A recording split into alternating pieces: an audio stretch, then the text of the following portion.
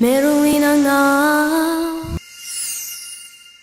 Tukiwa wakazi wa Ndurumo area na Ndekero pamoja na Kamukara yote kwa ujumla, tumeshukuru sana kutoka kwa gavana na mama wetu na MCA.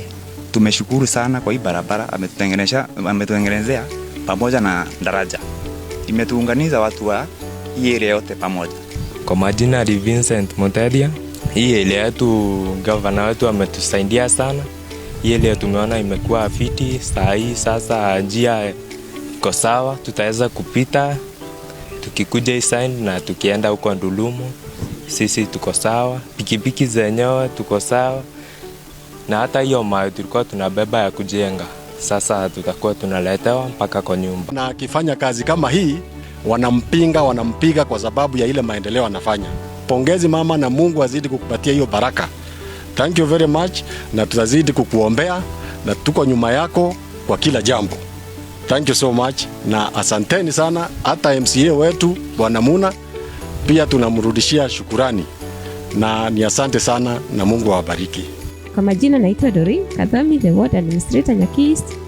Leo tumefurahi sana tukiwa na the resident wa Nyaki East Ndekelo, kwa sababu governor ametutengenezea daraja ya Ndekelo whereby itaunganisha watu wa from Kidori Highway kuingia Ndekelo, kuingia Rwanyange, kuingia Ndiene.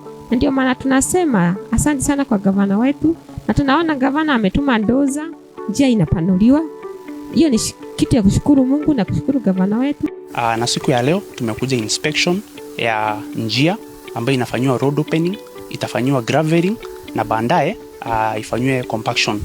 Na we as the monitoring team tumesema tutazidi kutembea kwa hizi projects zetu just to sure that kila kitu all the instructions zenye tumepewa na engineers wetu ama zile details ziko kwa our BQs za njia zetu za Meru County zinafuatiliwa, ndio all the project zikuwe na standard ya juu, just as our governor likes apendi kazi za shortcut.